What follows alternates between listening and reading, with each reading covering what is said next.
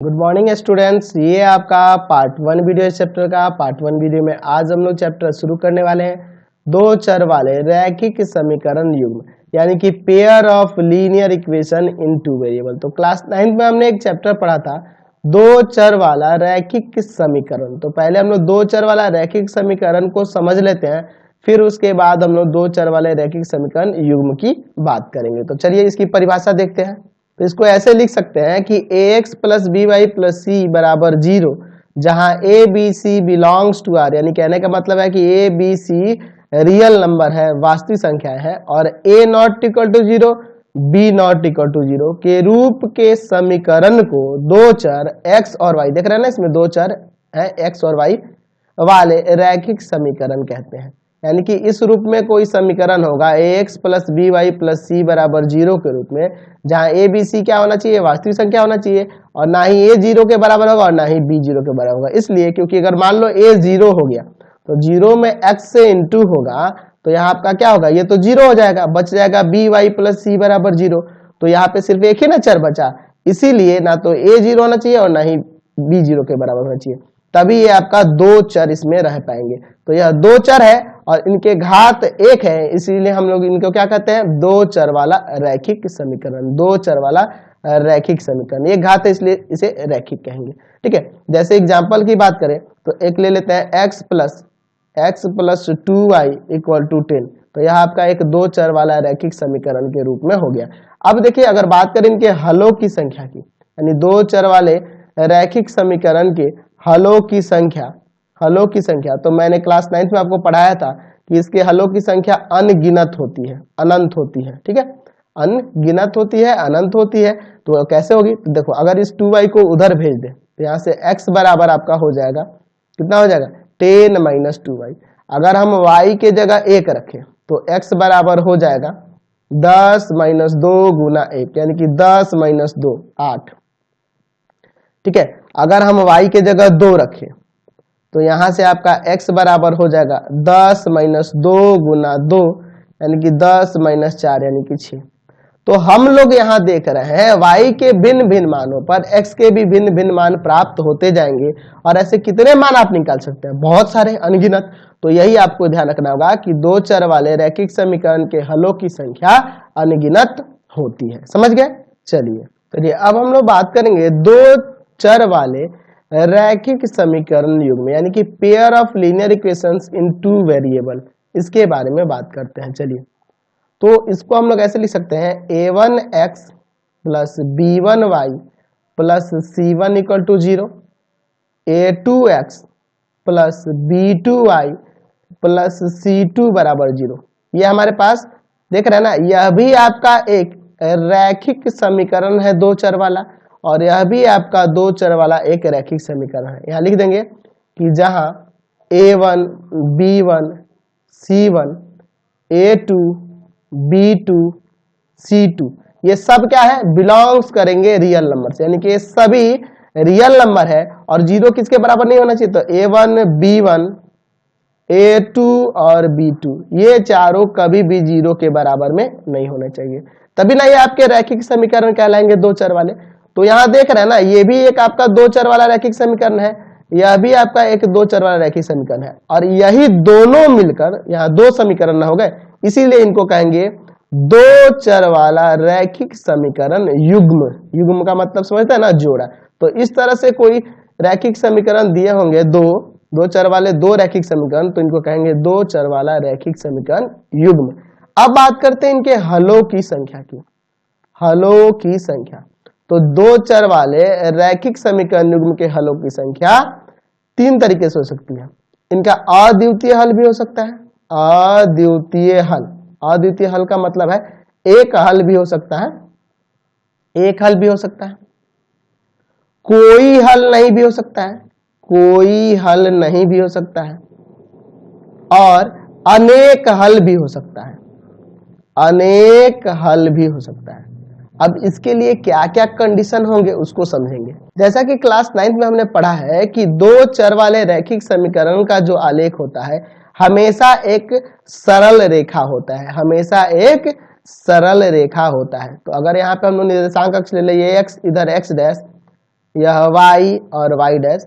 तो ये आपके पास दो चर वाले दो रैखिक समीकरण है, यानी कि अगर दोनों का आलेख खींचेंगे तो दो सरल रेखाएं जाएंगी, और यदि दोनों सरल रेखाएं एक दूसरे को एक बिंदु पर प्रतिच्छेद कर रही हैं, ठीक है, ये दो सरल रेखाएं जो है हमने खींचा है इन दोनों का आलेख, तो अगर एक दूसरे को एक बिंदु पर प्रतिच्छेद करेंगी तब उसका अद्वितीय हल यानी कि एक हल होता है। यदि दो सरल रेखाएं यानी कि इन दो समीकरणों का आलेख जब खींचने के क्रम में क्या होगा, तो चलिए पहले मैं यहाँ आलेख आपको बना लेता हूं, फिर आपको समझाता हूँ। एक्स एक्स डैश वाई और नीचे वाई डैश। अगर सरल रेखाएं का आलेख एक दूसरे के समांतर चला जाए यानी कहीं भी प्रतिच्छेद ना करे, तब इसका कोई हल नहीं होता है, क्योंकि ये किसी भी बिंदु पर एक दूसरे को प्रतिच्छेद नहीं कर रही है। अब अनेक हल कब होता है, तो जब हम लोग ग्राफ बनाएंगे इन दोनों समीकरणों का यहाँ लिख देते हैं x, इधर x डैश, यहाँ y और ये नीचे y डैश। अगर आलेख बनाने के क्रम में दोनों रेखाएं एक दूसरे के ऊपर होकर जाए, दोनों समीकरणों का जो आलेख हो एक दूसरे के ऊपर से होकर जाए, ठीक है, तो इस क्रम में इनके हलों की संख्या जो होगी अनेक हल होगी, अनगिनत हल होंगे। समझ गए? अब देखिए क्यों अनेक हल हो रहा है, क्योंकि ये हर एक बिंदु पर एक दूसरे को काट रहे हैं, अनेक बिंदुओं पर काट रहे हैं, इसलिए इसका अनेक हल। या कहीं पे भी नहीं काटे इसलिए कोई हल नहीं, और यह एक बिंदु पर प्रतिच्छेद कर रहे हैं इसीलिए इनका हल अद्वितीय होगा, एक होगा। तो जब इस तरह का आलेख बनता है एक दूसरे को प्रतिच्छेद करते हुए, तो इसको कहते हैं प्रतिच्छेदी रेखाएं। इसमें आलेख में क्या दिख रहा है, रेखाएं एक दूसरे की प्रतिच्छेदी है। इसमें क्या है, तो समांतर रेखाएं। और इसमें क्या है, समपाती रेखाएं, एक दूसरे के ऊपर है ना, इसलिए इनको कहेंगे समपाती रेखाएं। चलिए समझ में आया यहाँ तक। अब हम लोग बात करेंगे दो चर वाले रैखिक समीकरण को ही देखकर कैसे पता लगेगा कि इनका ग्राफ जो होगा, इनका आलेख जो होगा, समांतर रेखाएं होगा, प्रतिच्छेदी रेखाएं होगा या समपाती होगा। तो मान लेते हैं हमारे पास दो समीकरण दिए, a1x b1y प्लस c1 बराबर 0, और दूसरा समीकरण जो है a2x plus b2y plus c2 बराबर 0। ये आपके दो चर वाले रैखिक समीकरण युग्म हो गए, ठीक है। अब हम लोग यहाँ पे एक चार्ट बनाएंगे और उसको हमेशा याद रखेंगे ताकि उससे आप लोग आसानी से क्वेश्चन बना सको। चलिए, तो ये हमने एक चार्ट ले लिया है, यहाँ पे लिखते हैं अनुपात। यहाँ पे लिखेंगे आलेखीय निरूपण या हलों की संख्या, पहले लिख लेते हैं हलों की संख्या, और यहाँ ले लेते हैं आलेखीय निरूपण। तो इस चार्ट को अगर याद आप कर लोगे ना, तो समीकरण को देखकर ही आप आसानी से बता पाओगे कि उसके हलों की संख्या कितनी होगी, ग्राफ कैसा बनेगा, उसका आलेख कैसा बनेगा, ये आप आसानी से बना सकते हो। तो यहाँ अनुपात में हमें लेना क्या है, यहाँ पे x के गुणांकों का अनुपात निकालेंगे, y के गुणांकों का अनुपात निकालेंगे, और इस अचर का भी अनुपात यहाँ चेक करेंगे। तो पहला हम लोग लेते हैं a1/a2 not equal to b1/b2। a1/a2 not equal to b1/b2 होगा, तो इस क्रम में आपके हलों की संख्या अद्वितीय होगी। क्या होगी? अद्वितीय हल होंगे, अद्वितीय हल, ठीक है, यानी कि एक हल, उसका एक हल होगा। समझ गए ना?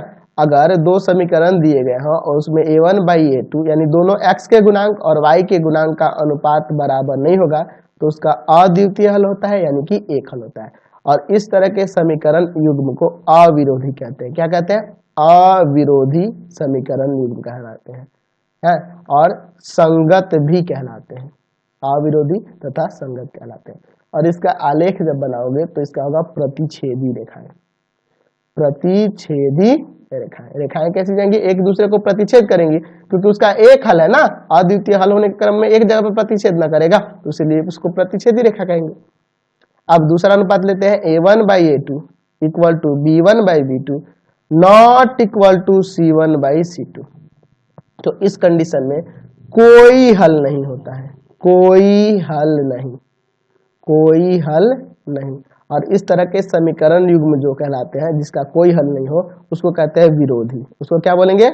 विरोधी कहेंगे, और इनको असंगत भी कहा जाता है, असंगत। ठीक है, और इनके जो आलेख बनेंगे इसमें जो होगा समांतर रेखाएं, समांतर रेखाएं यानी एक दूसरे के रेखाएं समांतर होगी जब आलेख बनाएंगे। अच्छा, a1/a2 बराबर हो b1/b2 के और बराबर हो c1/c2 के। तो इस कंडीशन में आप ध्यान रखना अनेक हल होता है, अनेक हल कहिए, अनगिनत हल कहिए, अपरिमित रूप से अनेक हल कहिए, एक ही बात है। चलिए, अनेक हल होंगे और ऐसे समीकरण युग्म को आश्रित कहा जाता है। ऐसे समीकरण युग्म जिनके अनेक हल हो उनको क्या कहते हैं? आश्रित। उनको क्या कहते हैं? आश्रित।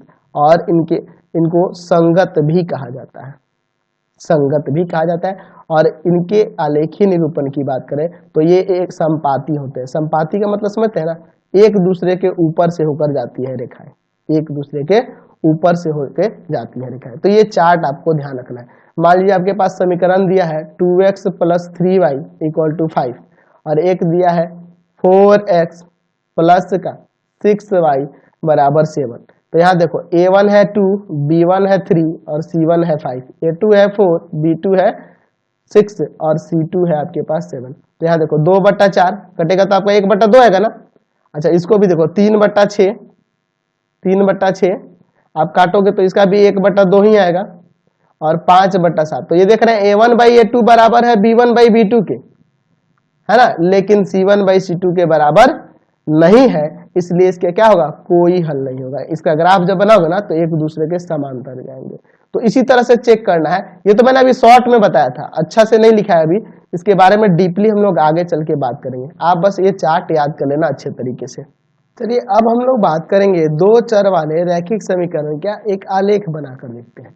ये मान लीजिए जैसे x + 2y = 4 एक समीकरण दिया गया है।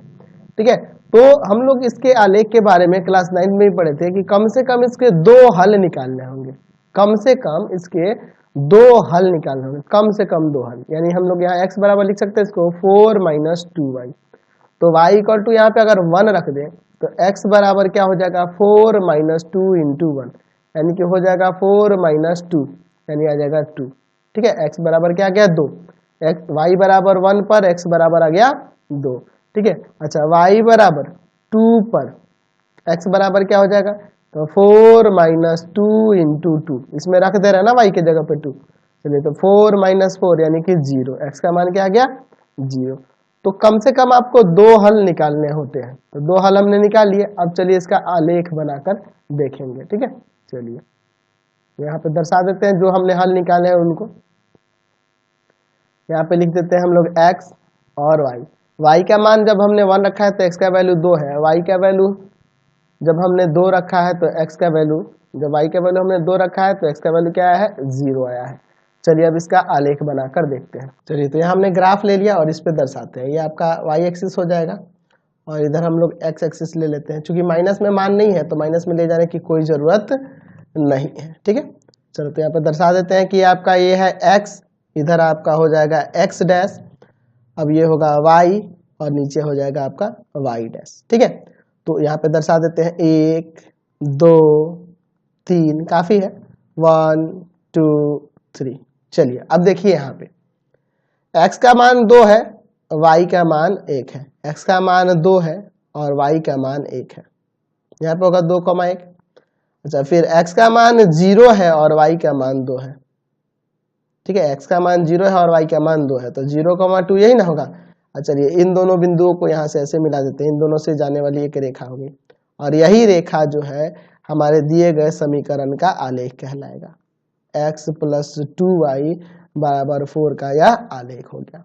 तो दो चर वाले रैखिक समीकरण का जो आलेख मैंने अभी पीछे भी बताया था कि उसका हमेशा एक सरल रेखा होता है, और ये भी बताया था कि इसके हलों की संख्या अनगिनत होती है। क्योंकि देखो अगर मान लो यहाँ पे देखा जाए तो x का मान इसका 2 है, y का मान 1 है। चलिए यहाँ पे देख रहे हैं तो x का मान 0 है और y का मान 2 है। यहाँ पर देख रहे हैं, यहाँ पे कुछ होगा ना जी, x का मान -2 और y का 3, है ना, x का -2 और y का 3।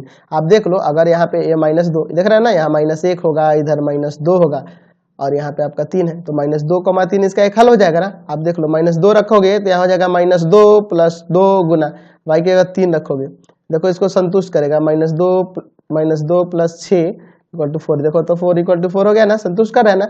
यानी कि हर एक बिंदु यहाँ पर भी इसका एक मान मिलेगा, x का और y का, हर एक बिंदु पर कोई ना कोई इसका मान मिलेगा। इसीलिए हमने बताया था कि दो चर वाले रैखिक समीकरण का जो हल होते हैं वो अनगिनत होते हैं, ठीक है, क्योंकि इस रेखा पर स्थित हर एक बिंदु के लिए x और y का मान कुछ कुछ होगा, इसीलिए इसके हल अनगिनत होते हैं। चलिए अब हम लोग बात करेंगे दो चर वाले रैखिक समीकरण युग्म से रिलेटेड उनके ग्राफ के बारे में, ठीक है। यानी कि हम लोग यहाँ दो समीकरण लेंगे और उनका आलेख बनाकर देखेंगे। एक लेते हैं x + 2y = 3 और एक ले लेते हैं 2x + y = 3, ठीक है। ये हमारे पास दो समीकरण है। तो चलिए अब इसका आलेख बनाकर देखते हैं। अच्छा, आलेख के बारे में हम लोग इस समीकरण से भी पता लगा सकते हैं, जैसा कि मैंने पिछले चार्ट में आपको बताया था। तो यहाँ समीकरण में आपको देखने को मिल रहा है a1 = 1 है, x का गुणांक, b1 = 2 है, y का गुणांक जो है, और c1 कांस्टेंट जो है बराबर में 3 है। a2 = 2 है, b2 बराबर इस y का गुणांक 1 है ना, और c2 बराबर आपके पास 3 है। तो यहाँ पे अगर हम बात करें a1/a2 की तो वो हो जाएगा 1/2, और b1/b2 की तो वो हो जाएगा 2/1 यानी कि 2। तो यहाँ क्या देख रहे हैं कि a1/a2 बराबर नहीं है b1/b2 के, यानी कि इसका जब आलेख बनाएंगे इन दोनों समीकरण का तो आलेख प्रतिच्छेदी होगा, प्रतिच्छेदी होगा, कंडीशन आपको बताए थे ना। और इसका एक हल होगा, एक हल होगा, अद्वितीय हल होगा। तो हम लोग डायरेक्ट समीकरण से भी आलेख के बारे में भी पता लगा सकते हैं और उसके हल कितने होंगे ये भी आप बता सकते हैं। मतलब उस समीकरण को ही देखकर बहुत सारे चीजें के बारे में हम कह सकते हैं, जैसा कि मैंने आपको चार्ट में बताया था। अब चलिए इसका आलेख बनाकर देखते हैं कि क्या वाकई में प्रतिच्छेदी हो रहा है। तो ये आपके पास दो समीकरण है, यह पहला समीकरण है, यह दूसरा समीकरण है। यहाँ लिखते हैं समीकरण 1 से, समीकरण 1 से x + 2y = 3 दिया है, तो यहाँ से x = 3 - 2y लिख सकते हैं ना। चलो अगर हम y = 1 पर रखें, 1 रख दें, तो x बराबर आपका प्राप्त हो जाएगा 3 - 2 × 1, यानी x बराबर हो जाएगा 3 - 2 यानी कि 1 आ जाएगा। अच्छा, y बराबर अगर हम 2 ले लें तो यहाँ x बराबर आपका प्राप्त हो जाएगा 3 - 2 × 2 यानी कि 3 - 4 यानी कि -1, x का मान -1। उसी तरह से इसका चार्ट बाद में बनाया जाएगा, पहले फिर समीकरण 2 को भी ले लेते हैं। समीकरण 2 से 2x + y = 3 है, यानी y बराबर यहाँ से हो जाएगा 3 - 2x।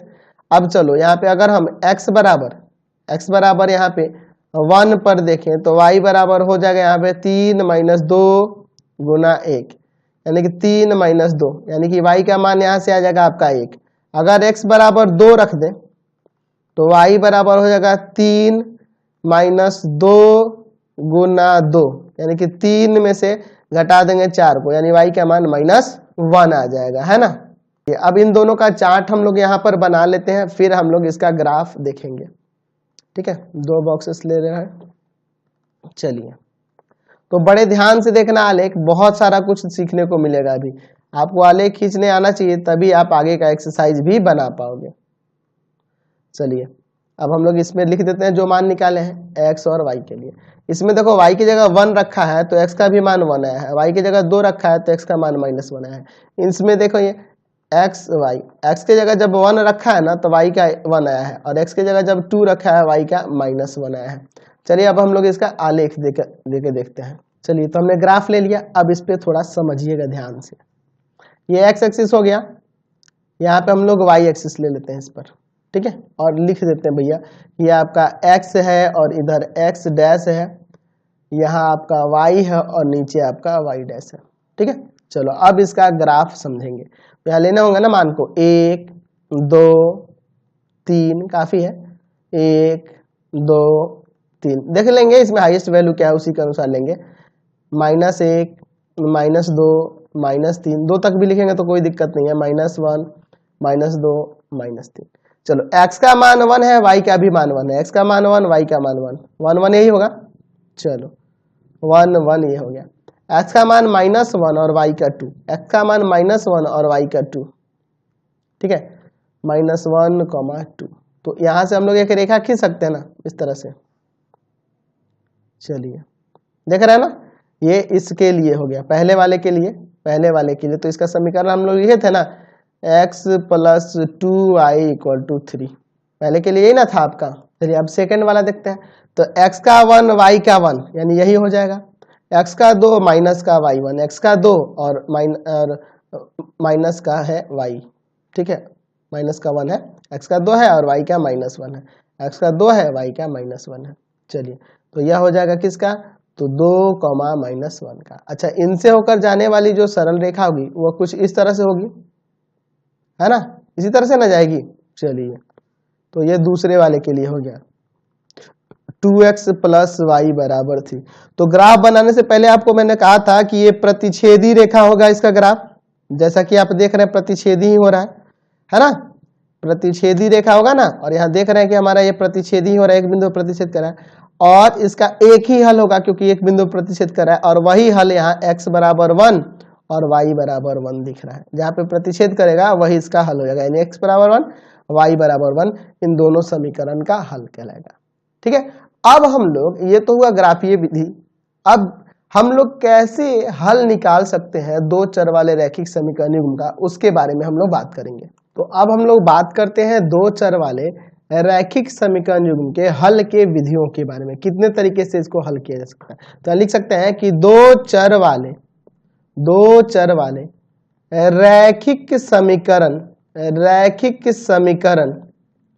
रैखिक समीकरण युग्म के हल की दो विधियां होती हैं,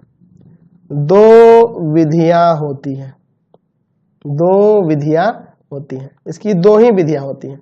कौन कौन सी होती है? पहला, जिसे अभी हमने देखा था, ग्राफीय विधि यानी कि ग्राफिकल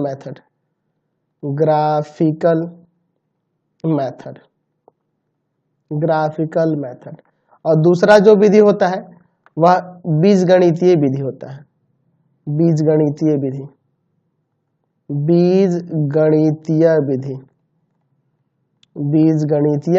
विधि यानी कि अलजेब्रिक मेथड।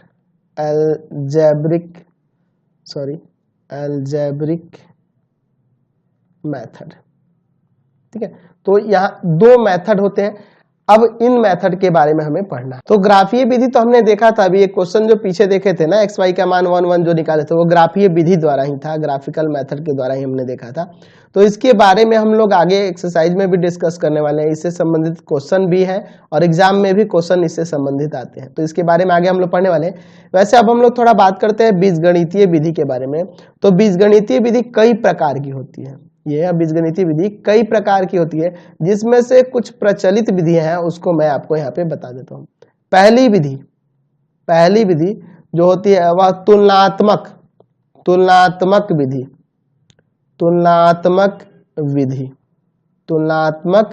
विधि होती है, यानी कि कंपैरिजन मेथड।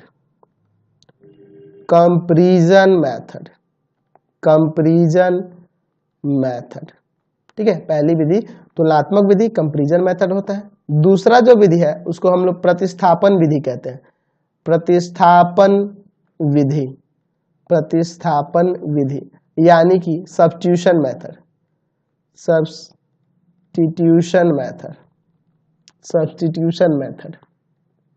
ठीक है, सब्स्टिट्यूशन मेथड। तीसरी विधि लुप्तीकरण विधि कहलाती है, लुप्तीकरण विधि यानी कि एलिमिनेशन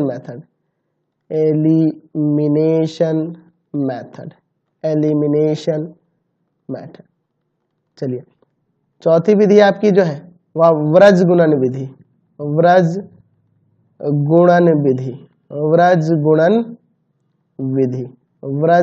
विधि यानी कि क्रॉस मल्टीप्लिकेशन मेथड।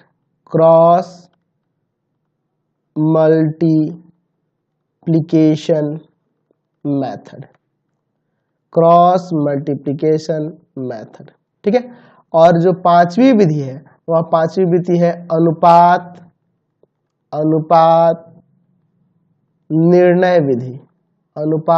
निर्णय विधि, अनुपात निर्णय विधि, यानी कि ratio determination method, ratio determination method. तो ऐसे तो बहुत सारी विधियां हैं जिसमें से ये 5 विधियां प्रचलित हैं और आपके बुक में जो है ना यही 3 विधियों के बारे में दिया हुआ है, प्रतिस्थापन विधि, लुप्तीकरण विधि, ब्रजगुणन विधि। ये तुलनात्मक विधि और अनुपात निर्णय विधि आपको मैं एक्स्ट्रा में बताने वाला हूँ, ठीक है। तो हमें यहाँ से पता चल गया कि दो चर वाले रैखिक समीकरण युग्म के हल जो होते हैं एक भी हो सकते हैं, अनेक भी हो सकते हैं और कोई भी हल नहीं हो सकता। और इनको निकालने की हमारे पास 2 विधियां हैं, एक ग्राफीय विधि है और दूसरा बीजगणितीय विधि, ठीक है। तो यहाँ पे ग्राफीय और बीजगणितीय विधि की बात करें तो ग्राफीय विधि का कोई अलग प्रकार नहीं होता है, लेकिन बीजगणितीय विधि कई प्रकार की होती है, जिसमें से कुछ प्रमुख मैंने आपको बताई है। तुलनात्मक विधि, प्रतिस्थापन विधि, लुप्तीकरण विधि, ब्रजगुणन विधि, अनुपात निर्णय विधि। तो इनके बारे में हम लोग आगे पढ़ने वाले हैं। तो इस वीडियो में हम लोग इतना ही रहने देते हैं, अगले वीडियो में हम लोग अगले एक्सरसाइज पे चलेंगे। तब तक के लिए इतना ही। प्लीज आप चैनल को सब्सक्राइब करेंगे, वीडियो को लाइक शेयर करेंगे और इससे रिलेटेड वीडियो देखने के लिए आप सीधे डिस्क्रिप्शन में जाएंगे, मैंने पूरे बुक का डिस्क्रिप्शन में लिंक दिया हुआ है। और प्लीज वीडियो को लाइक शेयर कमेंट करना नहीं भूलेंगे। Thanks for watching the video और प्लीज वीडियो को शेयर करेंगे।